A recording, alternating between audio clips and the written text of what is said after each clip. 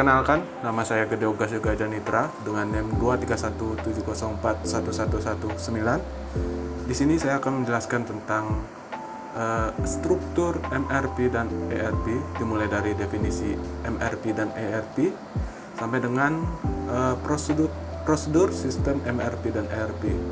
Untuk lebih jelasnya bisa disimak dari video yang berikut ini.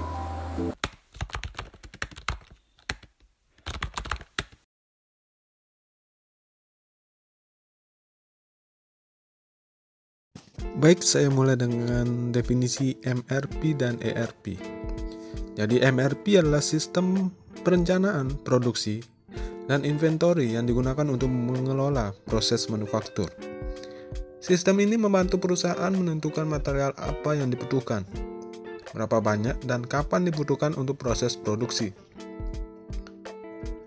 MRP menggunakan data seperti bill of material, jadwal produksi, dan catatan inventory untuk menghitung kebutuhan material secara akurat, membantu mengurangi kelebihan stok dan meminimalkan gangguan produksi.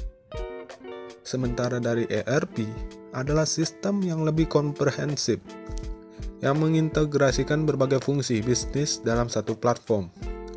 Sistem ERP mencakup tidak hanya manajemen produksi dan inventory, tetapi juga area seperti keuangan, sumber daya manusia, penjualan, dan layanan pelanggan. Lalu selanjutnya adalah tujuan dan manfaat MRP dan ERP.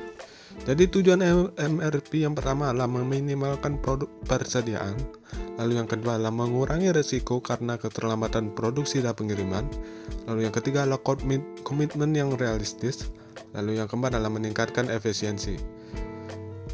Sementara manfaatnya ialah yang pertama adalah peningkatan pelayanan dan kepuasan, lalu yang kedua adalah peningkatan pemanfaatan fasilitas dan tenaga kerja, yang ketiga adalah perencanaan dan penjadwalan persediaan yang lebih baik, lalu yang keempat adalah tanggapan yang lebih cepat terhadap perubahan dan pergeseran pasar, lalu yang kelima adalah tingkat persediaan menurun tanpa mengurangi pelayanan kepada konsumen.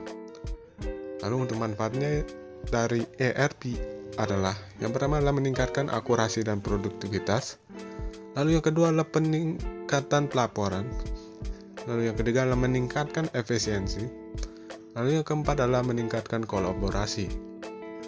Lalu selanjutnya adalah kekurangan dari MRP dan ERP. Kekurangan dari MRP yang pertama adalah persediaan yang berlebih, lalu yang kedua adalah kurangnya fleksibilitas, lalu yang ketiga adalah persyaratan integritas data, di mana sangat bergantung pada ketersediaan informasi yang akurat mengenai input utama, terutama permintaan, inventaris, dan produksi. Kelemahan dari ERP yang dimana biasanya gagal mencapai tujuan yang mengaruhi pemasangannya karena keengganan perusahaan untuk meninggalkan proses kerja yang lama. Jadi beberapa perusahaan mungkin juga enggan melepaskan perangkat lunak yang lama yang dulunya berfungsi dengan baik.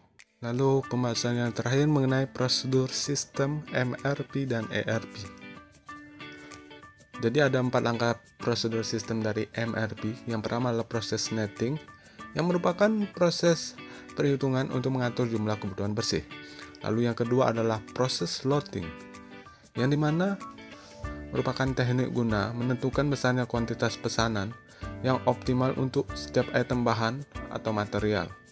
Lalu yang ketiga adalah proses pengimbangan atau offsetting, yang berguna untuk menentukan waktu dilakukannya kegiatan pemesanan sehingga upaya untuk memenuhi tingkat kebutuhan bersih bisa segera tercapai.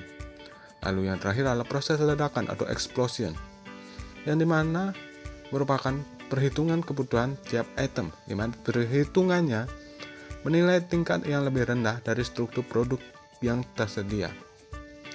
Sementara dari prosedur dari ERP ini yang pertama adalah evaluasi kebutuhan bisnis, yang dimana memahami kebutuhan unik dari perusahaan tersebut.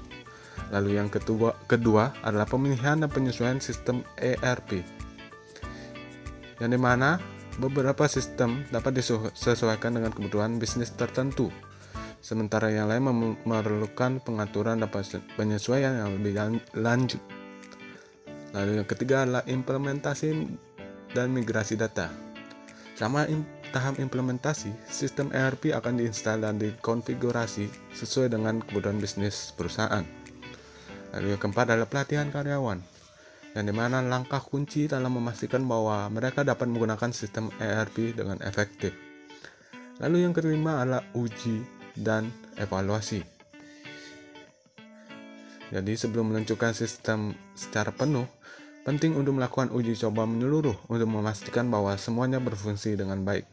Lalu yang terakhir adalah pemeliharaan dan pembaruan terus-menerus. ERP memerlukan pemeliharaan rutin terhadap pembaruan perangkat lunak dan penanganan masalah yang mungkin muncul seiring waktu.